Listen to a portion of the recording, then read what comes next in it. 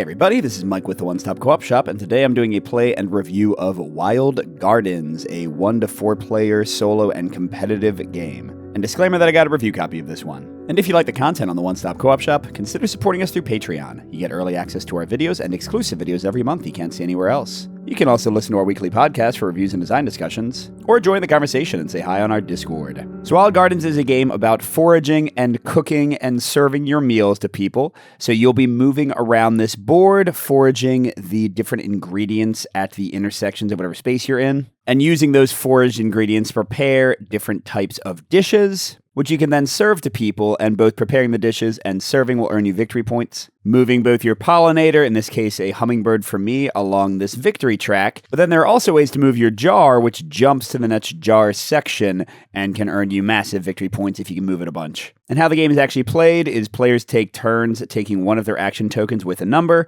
putting it in one of their 3 action spaces, which first moves them the indicated number of spaces along one of the paths following the arrows on the board, and then resolves whichever action space they had picked in that location, including bonus action tiles you've unlocked through the study action. And each time you go through all of your actions and use your last one, on your next turn you have to rest, putting one of your action tokens here and gaining a bonus based on which number you put down. Then you go through it again with only 4 actions, then you rest again and have only 3 actions.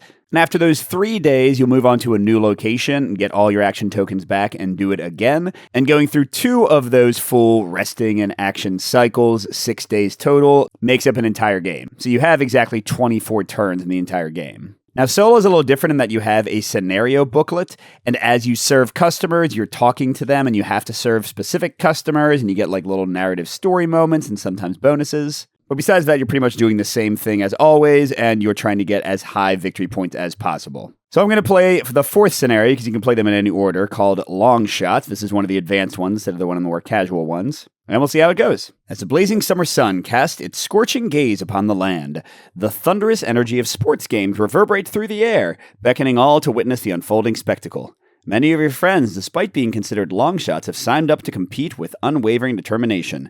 To bolster their spirits and show them your support, you decide to create some special meals infused with ingredients foraged from the depths of nature's realm.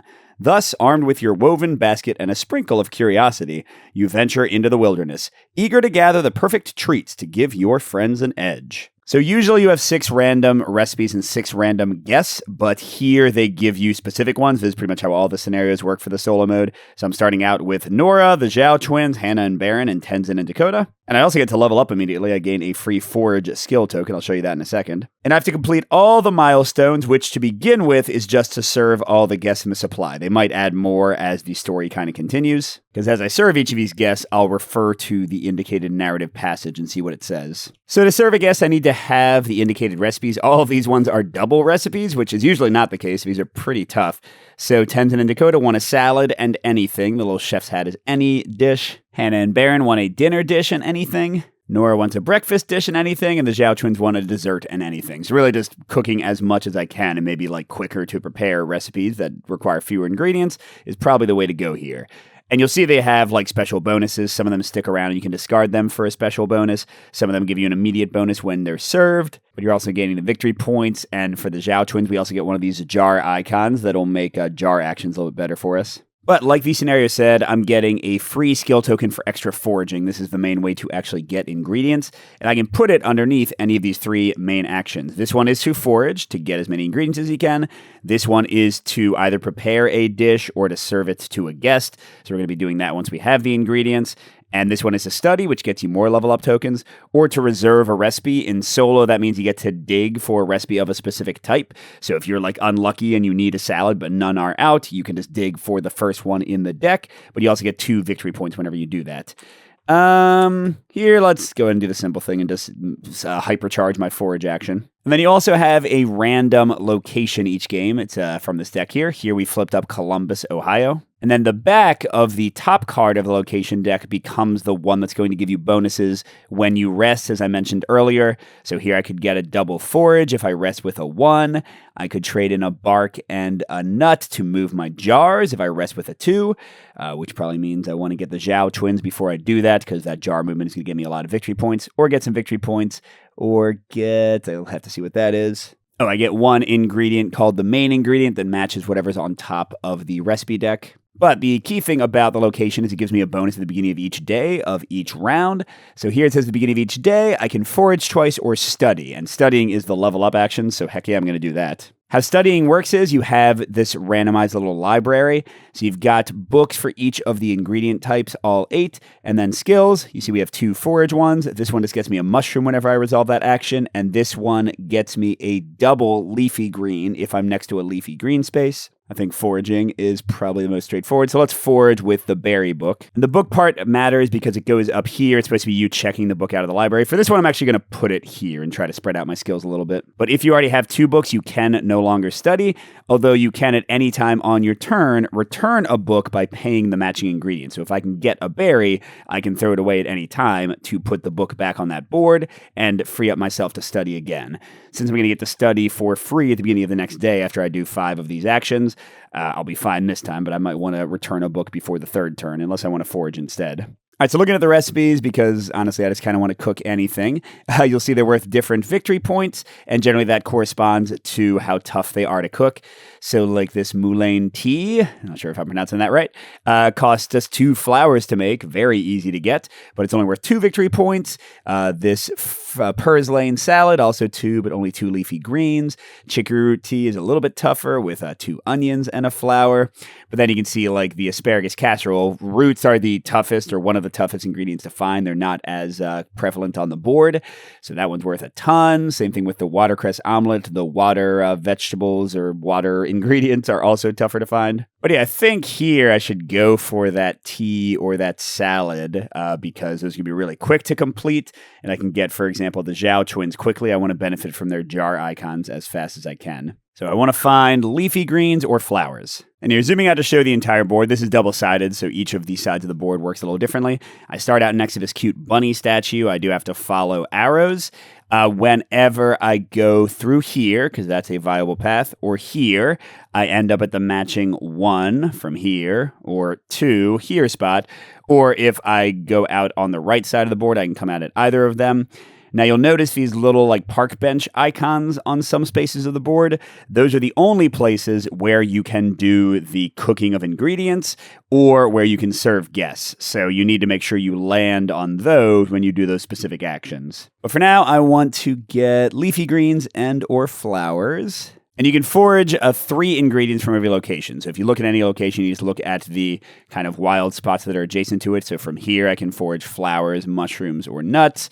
From here, it's mushrooms, flowers, or nuts as well. From where I am right now, it's roots, mushrooms, or nuts. You can see that some things are much more prevalent than others. But the leafy greens are here and back there. The flowers are all the way over here. Ooh, here we got leafy greens and flowers. That seems like it might be smart. So that would be 3 away. So I'm going to take my 3 action, put it in the forage spot. So I have to move exactly 3, and I'm going to get to forage 3 times once I get there. You will notice there is a wild action that can be any value 1 through 4, but other than that, you are kind of restricted in which way you can move. All right, so I'll go 1, 2, 3, and I can forage 3 times for mushrooms, leafy greens, or flowers. And I think I want to make the salad and the tea. So here I'm going to get 2 flowers and 1 green. That's it for 1 turn. Like I said, things are fast. Now I see where I can get leafy greens again. So I'm going to go ahead and use my 2 action to move through here around to the 1 spot. Coming out right here, and I'm going to forage again. Let's see, I can get leafy greens. I only need 1 more. Nuts and mushrooms. Are these going to help me at all? Well, I do need a nut for that jar movement action whenever I put my 2 action there, so I probably want to get at least 1 of them. In fact, let's get 2 just to kind of lock that down, and 1 more leafy green to finish the recipe I want to do. All right, so now I'm ready to cook. I'm really ready to cook twice, but clearly it's going to take a while to get that many things. But I do need to land on a bench a bunch. That's going to limit my actions quite a bit. So it looks like a 4 will get me there. So I'm going to move 4, and then if I'm on a park bench, I can cook or serve a dish. I won't have any yet, but then I can also forage.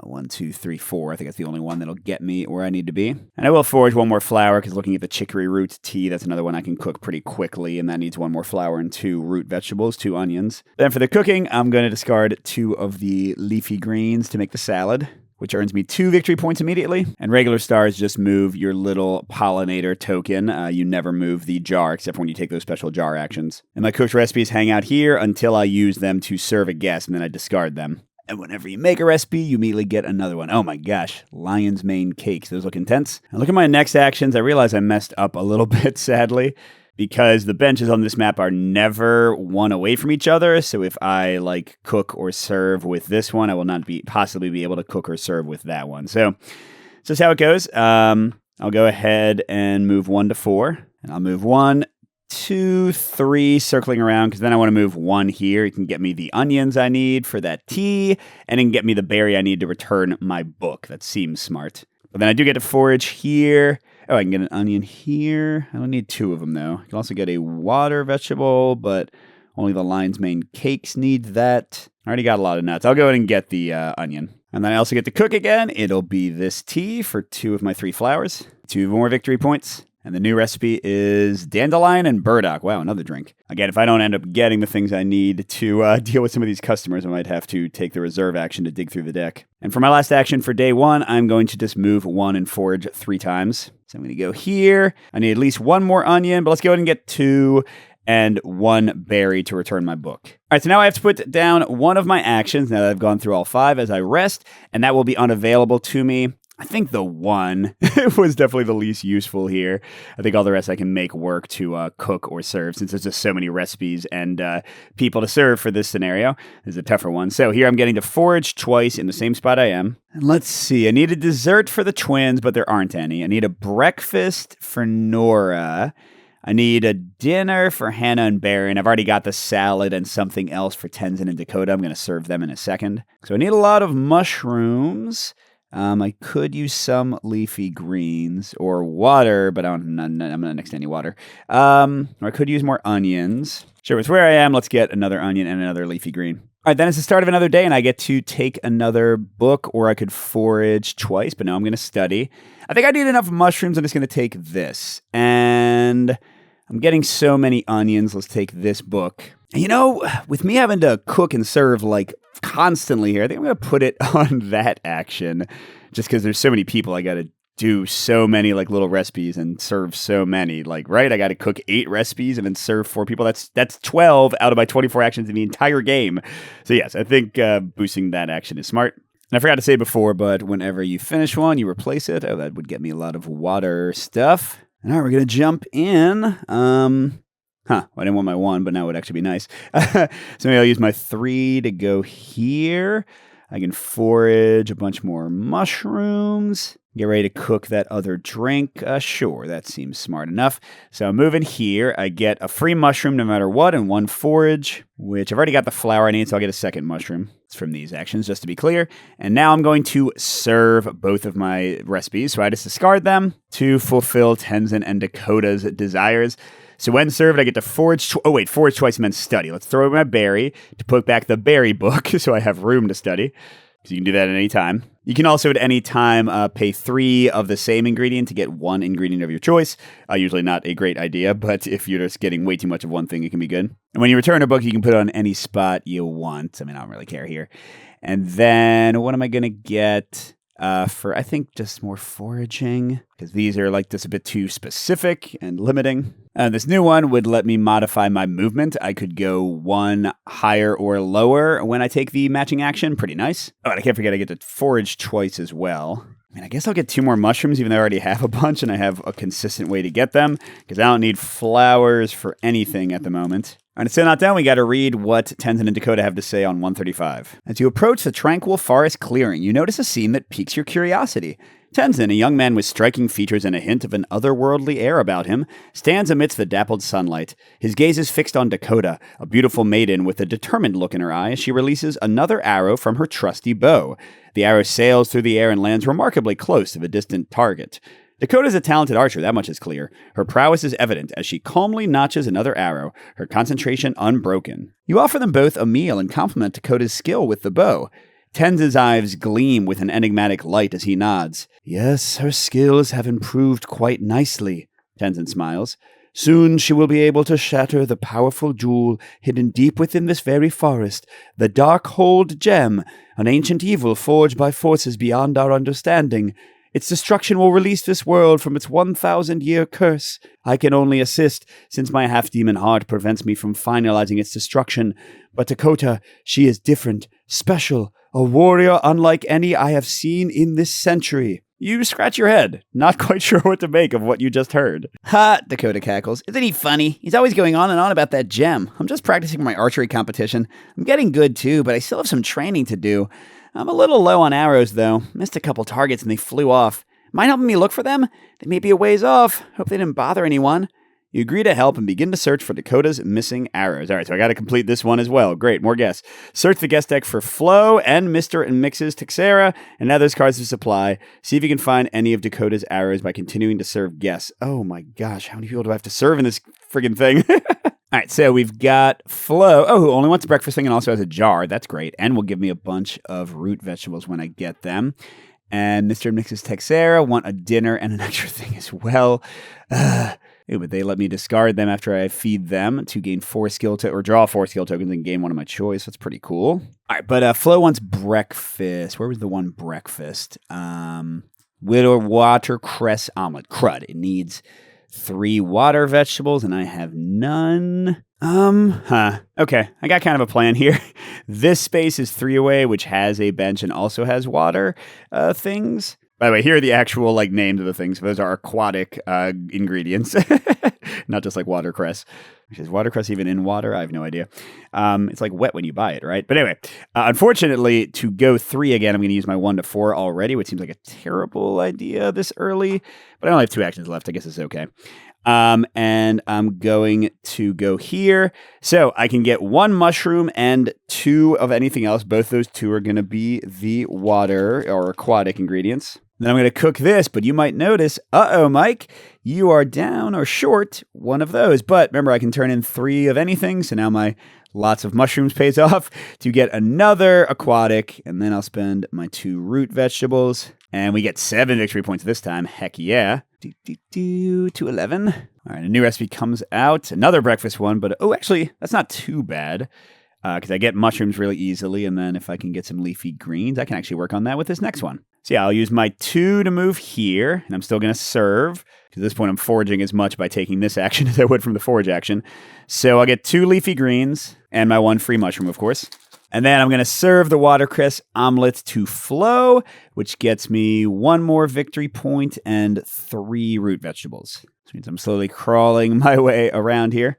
Oh, I just realized. I counted up all the cards I've done, and I ever took the 5 victory points for the first couple I served. So I'm actually at 17. That's better. All right, let's see what Flo has to say about arrows and such. As you stroll through the vast, sun-kissed field, the peaceful afternoon is suddenly disrupted by an unexpected sight. A small plane zooms past above you. With the rush of wind and the roar of engines, the little plane touches down, its wheels skidding on the grass. Its pilot expertly maneuvers the aircraft, but it's clear they were struggling to bring it to a halt.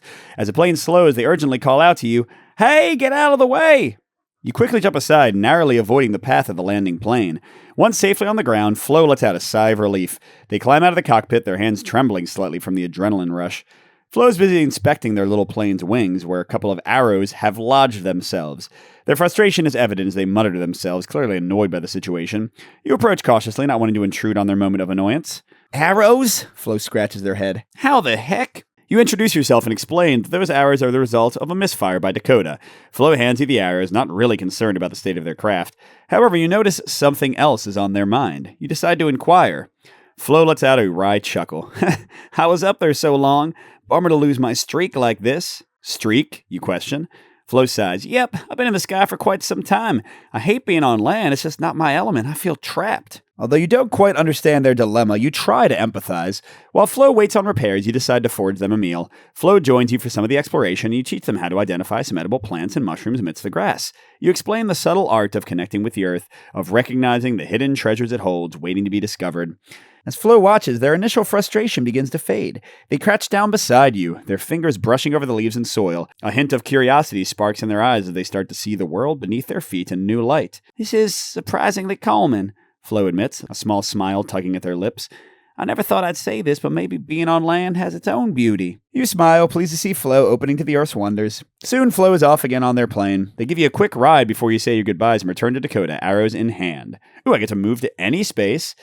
And then, I discard Mr. and Mrs. Texera from the supply. Okay, so I guess I could have gone like a branching path with that one. And then if there are no other guests in the supply, I would move on. But no, I have to still do more of the quest. Because eventually, if you complete like all of the required things, then you get to just play the regular game and try to serve whoever you can. And let's not forget, Flo does have a jar. So I'm about to get the jar bonus. I need some bark for that. But I'm going to move 4. Oh, and there's bark right here. So actually, I want to stay where I am. Because then if I take the 4 action, I'll end up right there. And I guess I'm going to cook something again, right? I don't think I'd ever need to take the forage action again necessarily. And why do I want the bark? Because I want to take this bonus to move my jar, which is going to move it twice. And then if I do it again next day, I'll move it 2 more, unless I can serve the Zhao twins, although no desserts have come out yet, so I guess that's not going to happen. So yeah, looking, next I would need a breakfast for Nora or a dinner for Hannah and Baron. So I do need bark, but I'm going to keep that for the other thing. So I think this definitely makes more sense. Okay, so I need more roots, although actually I have almost enough already. I need more mushrooms, but I'll get those naturally. I already have enough leafy greens. So yeah, okay. See, I'm definitely just getting 2 bark for my regular forage here, plus my 1 mushroom. And then what do I want to cook first out of those options? I actually have enough for the wild onion pasta, so sure, let's go ahead and do that. Here we go. I get to be 6 more victory points. Nice. To the 23. And dang it, another breakfast. I am going to have to dig for a dessert, which is going to like waste an entire turn in a way. And you get a random one, so it might not even have ingredients you can get easily. So yeah. But what am I going to put here this time? Because it's time to rest again. I'm going to do the 2 because I want to spend the bark and the acorns I specifically collected to move my jar, because that's where the big victory points are. So you start with 1 jar on your character themselves, and then 1 for certain guests. So I'm moving 2, which only gets me 3 victory points, but the gaps become bigger and bigger as you go. So if I can get some more jar movement in the last few turns of the game, because I'm almost halfway through already, and I still have 3 more starting people to serve, and maybe more when their stories play out. Yeah, these advanced ones are a lot harder than the basic ones, but we'll see how it goes. All right, and I can forage twice or study. Do I want to study is the question. Because for the foreseeable future, I think I'm just going to keep on doing this, and I like my actions for that. So you know what? I'm going to forage twice and get 2 more barks. Because those are tough to get, and that will work me towards that asparagus casserole that's worth so much, and would be another dinner recipe I can use for my peeps. All right, so I need to cook something else, and I'm ready to do the drink. No, I'm not. Ooh, I could do chicory root tea. That's a little bit easier than the other one, and it wouldn't use my mushrooms. Yeah, so I can cook that. So I just want to move, and try to get to a bench. I see a 3 bench, and then I would be 4 away from another bench. Oh, and it's going to be next to more bark. Perfect. So I will go and do that. To move 1, 2, 3 to the other bark space, I will use both of my regular forages to get that, because I'm not planning to get any more bark for a while. And I get 1 mushroom, so that's actually ready to do the asparagus casserole, but I don't want that yet. I want to serve somebody else. So I'm going to make this very basic chicory root tea. So that's 2. Oh, that's my last 2 onions. I need to get some more of those. And 1 flour. I'm getting 3 victory points. Okay, and then I have my wild and a 4. I'd like to, well, let's see. What do I want to cook? Ooh, yes. Friggin' dessert is finally here. And honestly, I'd rather get that and serve the Zhao twins if it's possible to make that happen. Because then, right when the day ends, I'm going to do another jar, and I would have 3 jars instead of 2, because Nora and Hannah and Baron do not have jars. So I have no flowers, though. I do have an acorn, but I need it. So this spot is pretty perfect, but I don't want to trade in 3 for 1. I need everything I've got. All right, you know what? I'm just not going to. It just won't work out. So I'll still go here with my wild. My 1 to 4, moving 2, because I want to get as many flowers and acorns as possible. Well, in this case, 1 of each. And I also get a mushroom. But I'm going to serve Hannah and Baron with a drink and dinner, getting me 6 more victory points. Oh, and this is nice. At any time, so you just hang out until you use them. I can discard them to move 4 spaces and then forage 3 times. But first, let's see if they bring more friends. I bet they will. Oh, wow. What an amazing treat. Hannah smiles gleefully, taking another serving. Thank you so much. Yes, this is excellent, Baron says, tapping his full belly. What perfect fuel for a competition. Curious, you inquire about the nature of their competition. Honestly, you won't believe it, Hannah exclaims, barely containing her enthusiasm. The sport's called peak leapers. Picture this. You're hiking up a challenging mountain trail, wind in your hair, adrenaline pumping. But here's the twist. We have incredible flying frogs as our companions. Surprised, you question the involvement of flying frogs. Baron eagerly pulls out a tiny green frog with wide, webbed feet from his pack. Here they are, he exclaims. These little daredevils ride with us as we conquer rugged terrains, cross rushing streams, and climb all the way up to the peak of the mountains. Then when we finally reach the top, it's their turn to compete. Hannah adds, we've trained these little fellas for weeks. They take off from the summit, gliding down in a glorious fashion. Whichever team has the most frogs reach the gathering point before time's up wins. You stare at them in disbelief, amazed if this is an actual sport, as they continue explaining the competition's nuances. After a while, they ask a favor of you. Of course they do. Unfortunately, one of our judges got promoted to oversee the Peak Leapers World Championship in Paris, so the remaining panel is looking for someone to help. Would you know of anyone that you think could help judge the competition? It wouldn't take much. They would just need to be good at tracking the frogs as they make it to the finish line. You search your mind, and a few people come to mind that just may have the particular skills needed to help. Oh my gosh. Okay, this is probably another branching one, but I need Rowan and Jax and Quinn's. Jeez. Oh my gosh. Like, is it even possible to serve more people that need double? I'm definitely going to go for Rowan. Oh, it's another jar too. That's nice. Oh yeah, these guys, there are lots of people that have a star value there, which means that it's endgame scoring. But yeah, come on, man. We'll try to survive. Oh, I just realized I didn't actually need another dinner before. That casserole I was going to cook, I didn't really need it. But now I can serve it to Rowan, so that's good. Oh, wait a second. I just counted. What did I think? 1, 2, 3, 4. 1, 2, 3, 4. Oh, no. There's no way for me to get to a table. All right, so let's use Hannah and Baron to move 4 spaces, then forward 3 times. And then I think my 4 remaining actions should be able to cook or serve again. Because again, that's literally all I have time to do. And the only spot I can get to that then my 4 will get me to a park bench is there. So bark, I don't really need more bark. Mushrooms, I don't really need more of. And acorns. Yeah, I don't need any of those. Well, maybe I will. Let's look real quick. I still need more flowers, but the park bench I'm going to go to will get me that, so I can make the rocky road. I already got everything for that. I need more onions, but I can't get that in any of the locations I'm on right now. And the rest of these are not like really quick to make. I mean, really, none of these are easy to make at the moment. So I don't know what I need. So I guess I'll split the difference and get my free mushroom and 1 bark and 1 acorn. And then I'm going to cook. I actually want to serve Rowan next. So I'm going to cook the asparagus casserole for 4 bark and 4 mushrooms. Gets me 7 more. I'm worried that I'm getting too many victory points and not actually doing enough stuff to complete the objective. Ooh, I got another quicker one to complete, but I need water vegetables. We'll see if I can land on those. Remember, that was a free turn. So now I'm using my last 4 action to go here. And I'm going to forage 2 flowers with my 2 forages. And then I also get a mushroom, of course. Then I'm going to serve Rowan because that'll get me another jar for the jar thing I'm about to do. So I'll serve them the asparagus casserole. I get only a single victory point. And when I serve them, I get, 3 acorns. Maybe I didn't need to get the other acorns. And right before we reach the halfway point and finish day 3, let's read what Rowan has to say. Hopefully he'll agree to be a judge. You come across Rowan perched on his favorite spot, binoculars in hand, patiently waiting for the elusive blue-throated warbler to make its appearance. Rowan is renowned among the local birding community for his unmatched expertise in identifying avian species and capturing their beauty through his trusty camera lens. You both share in the meal you prepared and enjoy the melodious chirping of the forest's winged residents, his peaceful solitude. After you finish, you decide it's the perfect time to ask the question, Peak Leapers?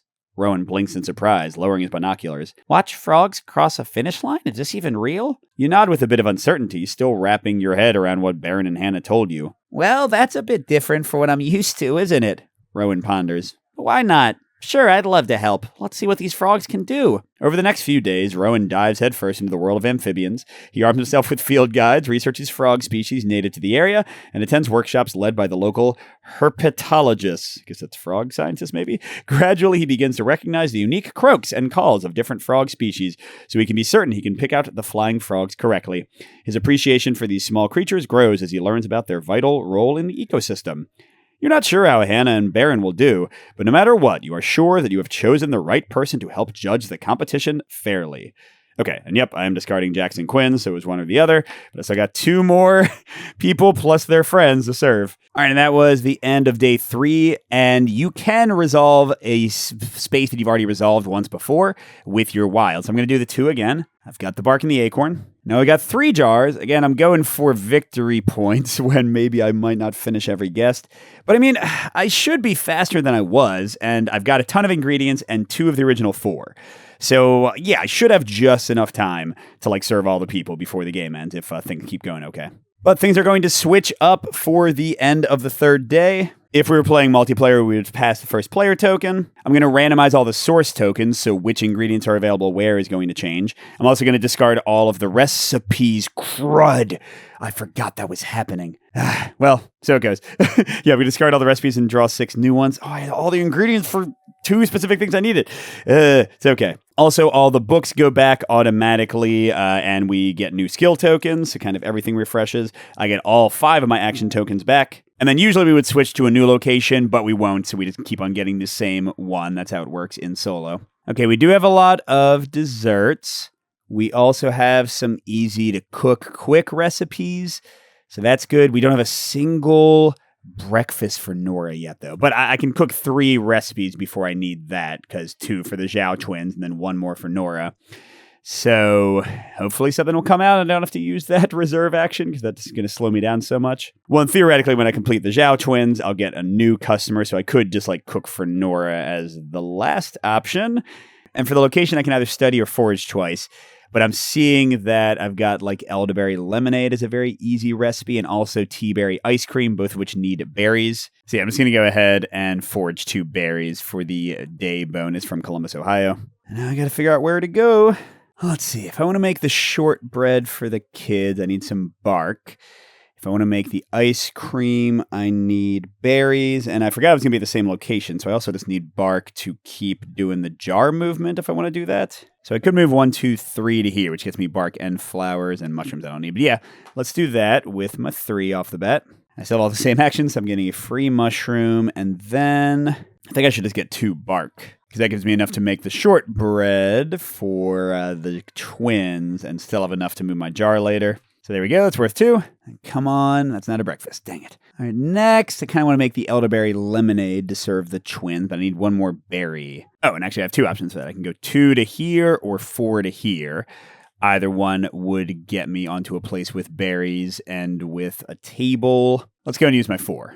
All right. So I'll get my free mushroom, and I think I'll actually get 2 berries. There's only 1 or 2 that needs water, and I don't need to cook it. Okay, and then I'll cook the elderberry lemonade for 3, getting 2 victory points. And another dessert. No breakfast in sight. I should have cooked one when I had the chance. All right, I've got 2, 1, and 1 through 4 left. And again, 1 is never going to let me cook. That's the unfortunate part of this. All right, I am ready to serve the Zhao twins. But what do I want to do? Ooh, when I serve the Zhao twins, I can move to any empty space I'm in study. So that would let my 1 have me cook or serve or whatever again. Perfect.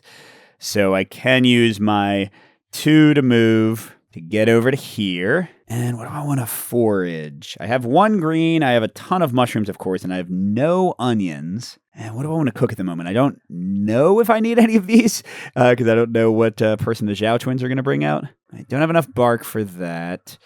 I can't get more berries here, but maybe the greens would be good. I do actually have enough flowers for that. So that might be an easy one to go for. So, but it's berries. I don't have any. Oh, I do have 1 extra berry. Oh, no, I guess I'll get 1 of each as kind of a holding pattern. The mushroom for my free thing, and then forage 1 green and root. Okay, then I'm going to serve the Zhao twins just to figure out what the heck they want. So I get 5, then I get to move to any empty space and study. We'll get to that in a second. First, let's see what's going on with their story so I know where I might want to free move. You prepare a couple dishes for Lily and Luli Zhao, the spirited Zhao twins. You know their passion for soccer and want to make sure they have an edge at the final soccer tournament of the year. However, after sharing a meal with them, you find out their studies, particularly math, are lagging behind. Their parents, concerned about their grades, have hired a series of tutors in the past, but none had lasted long. The twins' enthusiasm for soccer was matched only by their propensity to turn their tutoring sessions into impromptu soccer practice, using textbooks as soccer balls and their tutors as the goals. After accidentally sending yet another tutor fleeing, the twins have been forbidden from playing soccer unless they can find another tutor. Running out of options, they ask you for help. Lucy sighs and says, "We We need to find a tutor who can help us with math, but won't run away the moment we kick a textbook. Lily nods in agreement. Someone who understands our love for soccer and won't get mad when we get a bit carried away. You decide to help the girls, hoping you can help them make the last game of the season, but as you leave, you scratch your head thinking of what kind of tutor can put up with their unique approach to learning. Okay, we got River and Luca and Alberto. Great. All right, River's the easier one, and... Oh, there are no drinks, though. Okay, yeah, because I used the only drink, so I think I'm actually going to go for Luca and Alberto, even though it means I got to... do I have enough turns for this? So that'd be 1, 2, 3 turns minimum, 4, 5, 6 turns, and then, like, assuming we get another 2-dish, 1-dish combo after her... wait, so that's 3, 6, 7, 8 turns. And I have 2 left in this round. Just trying to do the math here. And then 4 and then 3. So that's 7. So I'd have 9 turns. But yeah, I mean, right now, if I don't take them and take the drink person. Yeah, and how close am I to being able to cook? I'm actually ready to cook a pesto pizza that they would like. So I'm going to take them. Well, I shouldn't forget, like, there's no requirement, like, I could still do River if a drink suddenly comes out. I don't discard them until I serve the other person. But yes, so with the twins, I get to move to any space and then study. And if I want to do the pesto nut pizza, I have everything I need for that, and I'll still have enough acorns and root to do the other thing. But then if I want to do these next, I'm going to need more berries and or flowers. So going here and then using my 1 would get me berries. Yeah, so okay, well, say we're here. And we get to study, which I don't know if we'll ever use. This one gets you a victory point if you are standing next to a water thing when it goes off. This one you trade in the main ingredient, which is currently onions, to forage twice. And these ones just get you the main ingredient. I'll just do that one. And I'm still holding out hope that I never need to study or reserve, so I'm putting it here in case I need to do a foraging action. I can hypercharge it. All right, and then I'm going here for my 1. I still have my wild. I'm getting a mushroom and 2 berries, right? If I want the bark later, I'll try to get it later. Okay, and then I'm going to make the salad first in case a drink still comes out that's easier to make than the pizza. That gets me 2. And let's see. Oh, yay, it's it's whatever I need for Nora. That's good. So I can still hold off on the Luca versus River choice and serve Nora. That seems smarter. I've got my wild. I don't have enough onions. I do have enough berries. I do have enough flowers, although that'll run me out pretty quickly. Oh, and perfect. If I go 1, 2, 3, wrap around 4 with my wild, then I can get the onions I need, which is just 1. So I'll use one of my forages to get an onion. I'll use the second one to get, I think, a leafy green, just like looking at what's around. And then I get my free mushroom. I do have way too many mushrooms, by the way, so I can easily do the trade-in thing if I need to. Okay, and then I'm making the arrowroot crepes. Gets me 4 victory points. Wow, doing really good victory point-wise. I'm about to flip this to its 60 side. Okay, another dessert came out, so still no drink for River, but I can always cook that pizza for Luca and Alberto. By the way, when my wife were playing, I'm like 99% sure, wasn't Alberto the name of the friend in the Pixar movie Luca? I'm sure that's what they were referencing, even though these people don't look very much like those characters. All right, but that is the end of the day before I get a chance to serve these to Nora. And I am going to ditch my 1 again and then try to do 2 and then wild to get the jar movement. I'm just going to be confident that I'll succeed. And I'll get a leaf and an onion for the 2. Oh, and that's right. And then I get to forage twice there because I definitely don't need to study. Things are going pretty well. I guess I'll get another leaf and onion. Actually, I have too many leaves. I'll get 2 onions. It gives me a really nice set of things for the random recipes that might come out. All right, so I'm ready to serve Nora, and then we'll see what her final friend wants. And I've got my 3, my 2, my 4, my 1 to 4. So 1, 2, 3, 1, 2, 3, 4. Oh, you can't see that part. So I can get to here or here. I have 1 root, but I'd like a second root, and I definitely need more berries. So sure, let's go here with my 3, and I'll get a root and a berry as well as the mushroom. Because remember, I still need a root and an acorn if I want to take advantage of that jar movement action. Okay, then we're going to serve our final required starter person. So I'm going to get 4 victory points. Then what's her power? At any time I can discard to move to any empty space, then move your jar 1 space for every jar. Whoa! Nora, I'm going to get 70 victory points this time. And the moving to any empty space part will be nice as well if I mess up my my placement a bit. But let's find out our final weird competition, what we have to do to help her out. You decide to catch up with your lovable friend Nora. You recently taught her how to ride a bike, and you could not be prouder of her progress. You see her in the distance, pedaling furiously on her bike. Her legs pump rhythmically and sweat glistens on her determined face. She's wearing her now signature biking outfit, complete with a powder blue helmet and jacket. "Hey there! What brings you to my neck of the woods today?" she asks, her enthusiasm never wavering. Nora's eyes widen with delight as you hand her the food you prepared. "Wow, you're the best!" Nora exclaims as she eats what you've prepared. "I've been working so hard to prepare for the marathon, and this is just what I needed." You're surprised. The race she mentions is quite the endeavor, especially for someone who has recently learned how to ride. However, you want to support your friend and decide to keep up with her as she competes. Oh. Supporting Nora. Once per turn is a free action. You may place one ingredient token from your personal supply onto Nora's card. When discarding Nora to utilize her ability, discard all ingredients on her card. For every 5 tokens discarded this way, move your jar token 1 space. Oh, but that's it. Oh, she doesn't have another person. Well, I guess this is a free turn now, so I'll just do like mushrooms and other things until I get to 5 and then stop because I don't think I'm going to benefit. But that means I do want to wait to use her ability maybe until I can get there. But also, yeah, now I feel totally confident in going after Luca and Alberto. What's their bonus?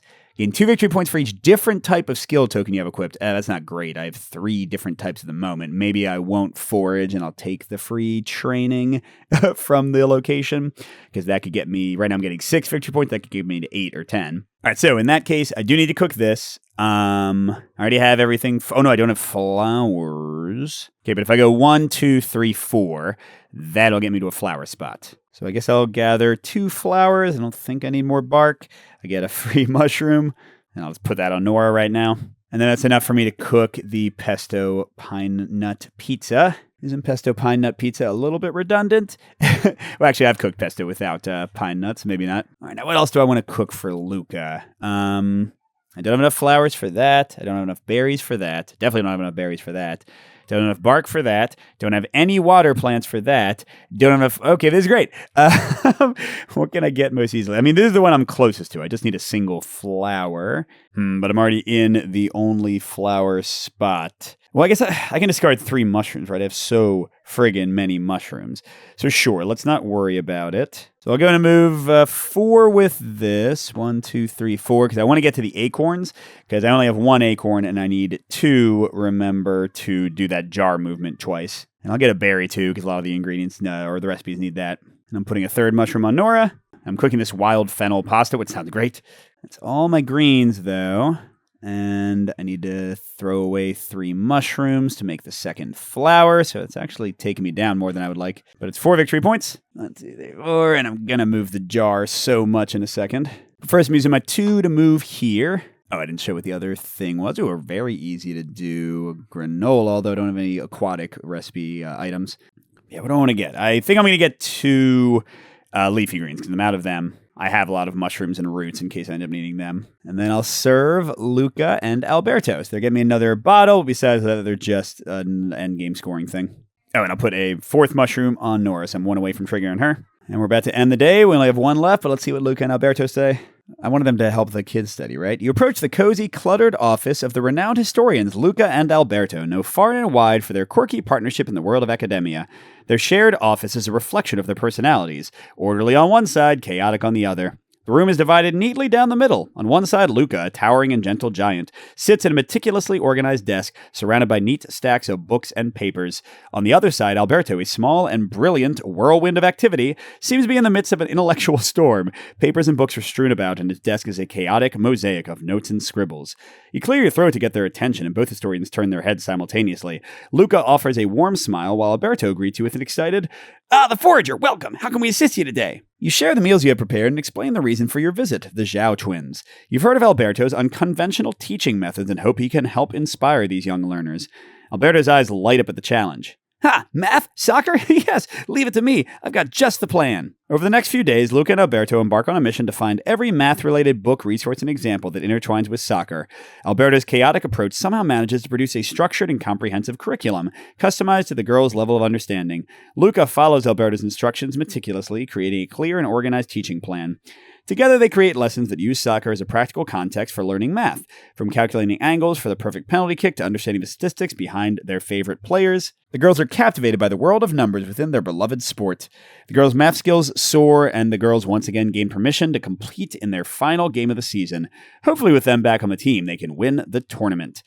Okay, so we are, no, yes, we have finished everybody. So I read 1001. And yeah, this is how it's happened in all the other ones. Now you just basically play the game as normal, so I get 6 regular guests, and we'll see if I can feed any of them in the last 3 turns. Actually, this seems totally doable. Look, the raccoon dog will take anything, and it'll get me a jar. This guy needs, which we don't still have. Oh my god, a lot of them want breakfast. And there's no salads either, so I think raccoon dog it is. But let's destroy our score here. I mean, not destroy, push it into the stratosphere by doing the 2 action. Because we now have 5 jars. So 1, 2, 3, 4, 5. Oh man, I think I'm actually going to get to the end of the jar track. Because I'm going to move it one more time. And then one more time for free from Nora with a bonus.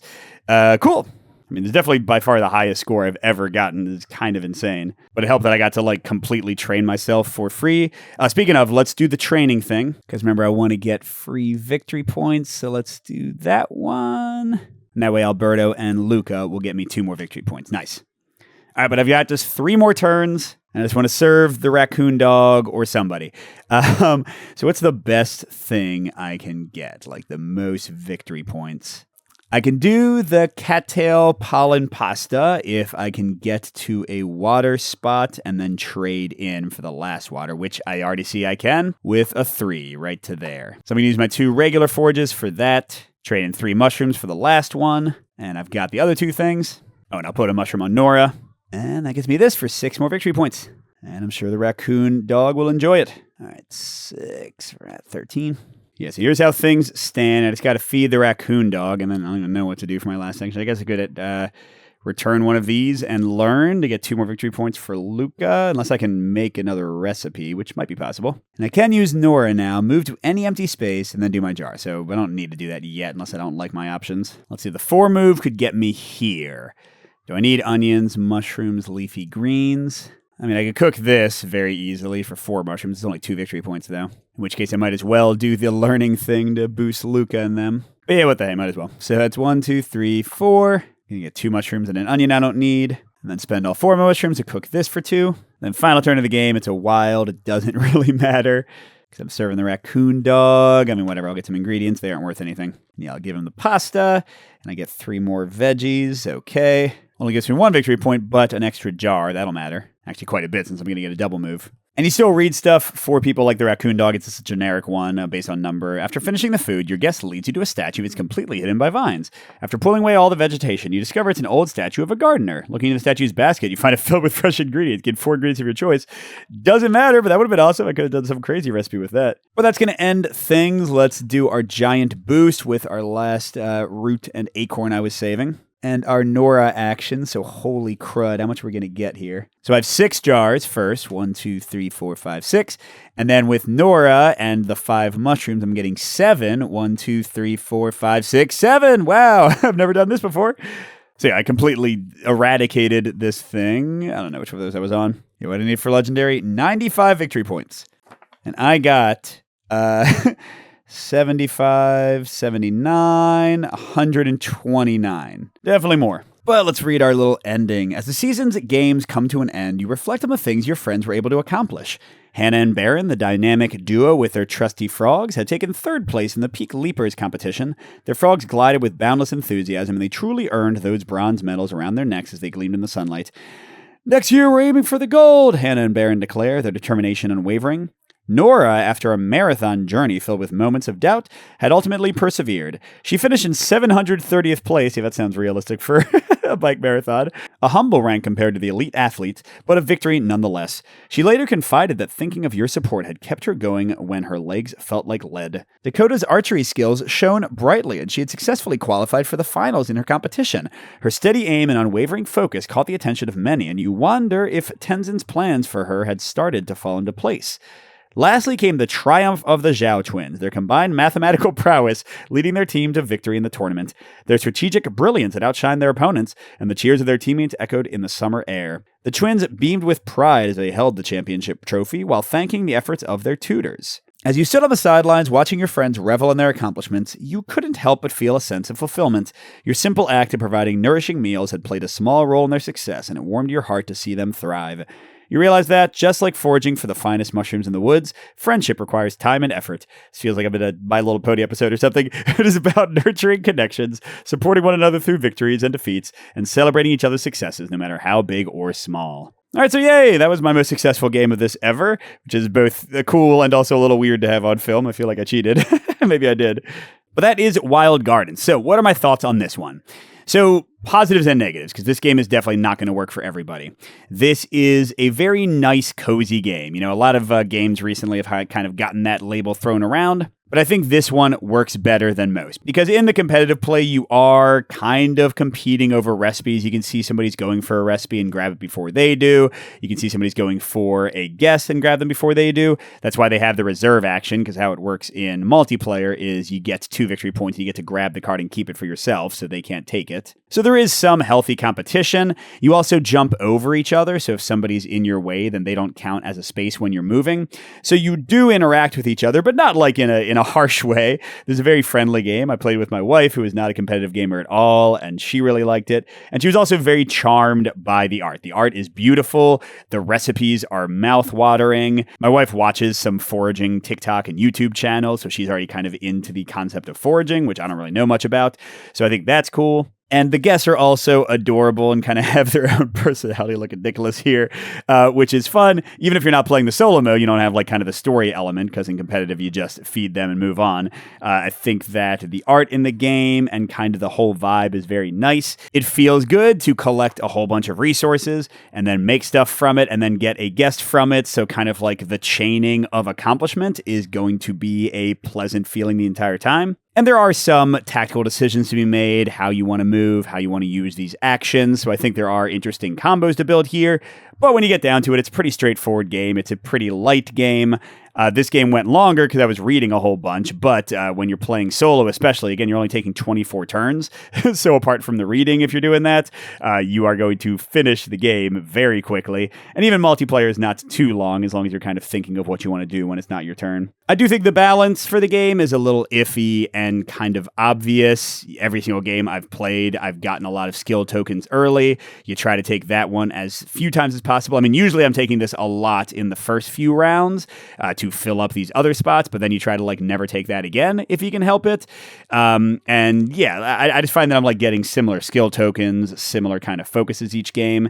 So strategically, it's not going to vary game to game. You're going to kind of do the same thing and kind of follow the same motions, but the tactical play of where you move, which recipes you go for, which ingredients you gather, which guests you serve and how and when you use their powers and bonuses. Oh, speaking of, shoot, I should have a lot more victory points. But anyway, we're fine.